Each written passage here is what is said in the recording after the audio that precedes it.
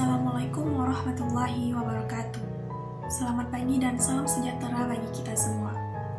Kepada Bapak Firdaus El Hadi selaku dosen pengampu yang saya hormati dan teman-teman sekalian yang saya banggakan. Pada kesempatan ini saya ingin menyampaikan sedikit pidato singkat mengenai peranan mahasiswa sebagai pemuda dalam kontribusinya terhadap bangsa. Mahasiswa mempunyai tugas yang lebih mulia jika dibandingkan dengan siswa yang hanya berkewajiban mengejar indeks pemahaman individu dan nilai tinggi. Mahasiswa mempunyai tanggung jawab yang lebih besar, yakni kepada bangsa dan masyarakat. Tentunya, pola pikir yang diharapkan pun jauh berbeda dengan saat masih menjadi siswa. Maka, sejatinya yang menentukan keberhasilan mahasiswa bukanlah kemampuan saat ia masuk perguruan tinggi, tetapi apa yang mahasiswa lakukan setelah ia lulus dari perguruan tinggi. Hadirin sekalian yang saya hormati, berbicara soal negara kita, negara Indonesia tercinta, tentu tidak akan ada habisnya. Ini bukan soal kenaifan ataupun kesokpedulian, tapi ini tentang kesadaran.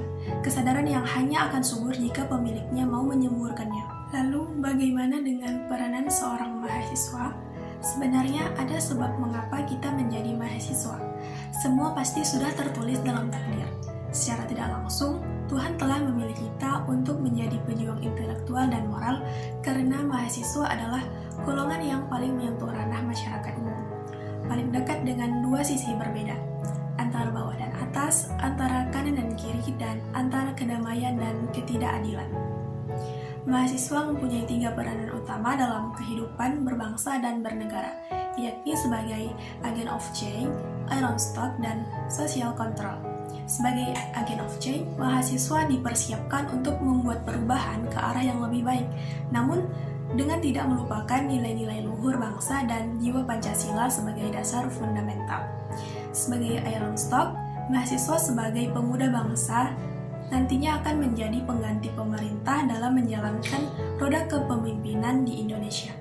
Jadi sebaiknya kecerdasan dan semangat tinggi yang dimiliki para pemuda saat ini diimbangi dengan penguatan karakter bangsa dalam diri dan kebijakan dalam bertindak. Terakhir, sebagai social control, mahasiswa sebagai kaum intelek turut mengawasi kebijakan publik dan turut membantu masyarakat menyuarakan kesejahteraan demi terciptanya kehidupan berbangsa dan bernegara yang sehat dan tertib, serta adil bagi seluruh rakyat Indonesia. Dunia kampus adalah miniatur kehidupan bernegara.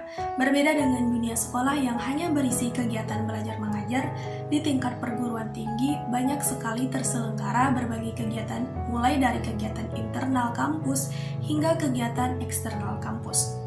Maka dari itu, sebaiknya jika kawan-kawan tertarik mengikuti, pilihlah dengan bijak kegiatan yang kawan-kawan anggap sesuai dan tidak mengganggu kegiatan perkuliahan. Karena perlu diingat, kawan-kawan, tugas utama mahasiswa adalah kuliah yang merupakan amanah dari orang tua kita. Hadirin sekalian yang saya hormati, menyambung peran mahasiswa sebagai pejuang intelektual dan moral, sangat jelas apa tugas kita dan apa misi kita seharusnya, di mana kemudian tugas itulah yang menjadi kontribusi kita terhadap bangsa. Tugas yang pertama adalah sebagai pejuang intelektual. Mahasiswa belajar untuk mengejar ketertinggalan, menambah pengalaman, mencari 1000 alasan untuk berpikir lebih ke depan, mencari jawaban dari setiap permasalahan, dan kemudian memberi solusi untuk penyelesaian sebagai pembuka jalan.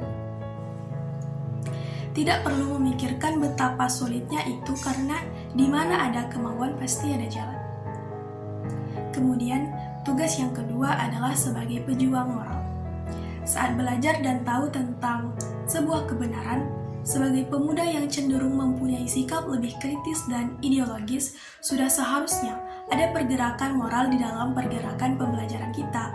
Moral bukan hanya kita harus berkata jujur, berperilaku yang baik, dan lain-lain.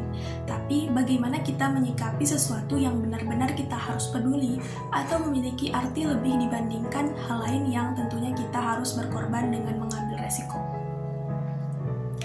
Dan yang terpenting, kita yakin bahwa tidak ada perbuatan baik yang sia-sia. Sebagai kalangan yang paling dekat dengan masyarakat, sudah pasti kita memiliki peranan pembawa pesan moral bagi masyarakat. Begitu juga kepada pemerintah sebagai mahasiswa yang kritis, kita juga mesti membawa pesan moral. Sebagai pejuang moral, tentu tanggung jawabnya langsung pada pengaplikasian sehari-hari. Bagaimana seorang mahasiswa bersikap dan menanggapi persoalan dengan tenang, namun tetap kritis.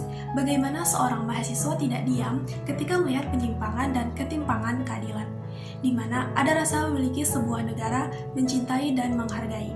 Bagaimana seorang mahasiswa mesti menjadi yang terdepan dalam perihal empati terhadap sesama hingga pergerakan perjuangan moral akan lebih terasa manfaatnya. Dalam perjalanannya, mahasiswa seharusnya mampu berpikir dengan berbagai sudut pandang, melihat suatu hal dari sisi yang berbeda. Kita harus sesekali bisa menyisakan waktu untuk otak dan hati kita berembuk, meresapi apa yang sedang terjadi hari ini, esok, ataupun lusa, memikirkan hal yang tidak tersentuh oleh masyarakat umumnya, memikirkan apa yang harus dilakukan sebagai bagian dari anak negeri. Kita bisa memulai dari diri kita sendiri, dengan membangkitkan benih-benih empati, menyuburkan ladang simpatik di hati kita, lalu memikirkannya apakah ini sudah benar atau masih menyimpang, dan membuat mimpi untuk masa depan sebagai wujud penolakan dari penyimpangan yang terjadi masa kini. Dan untuk masa kini, berbuatlah sekuat kita mampu berbuat. Hal sekecil apapun terhadap sesama, itulah fase-fase kita berusaha untuk menyuburkan rasa kesadaran sebagai seorang pemuda. Sebelum mengakhiri pidato ini, saya ingin mengatakan kepada kita semua untuk merenungkan peranan kita sebagai mahasiswa yang seharusnya kita sadari.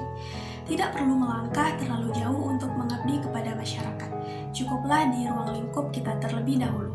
Dan saya yakin ribuan mahasiswa di perguruan tinggi yang ada di Indonesia tentunya memiliki ciri khas yang berbeda-beda pula dalam membangun negara kesatuan Republik Indonesia ke depan.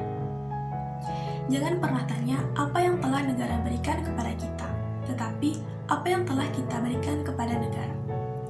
Demikianlah hadirin sekalian pidato singkat dari saya. Mohon maaf atas segala kekurangan. Semoga apa yang saya sampaikan dapat bermanfaat bagi kita semua. Assalamualaikum warahmatullahi wabarakatuh.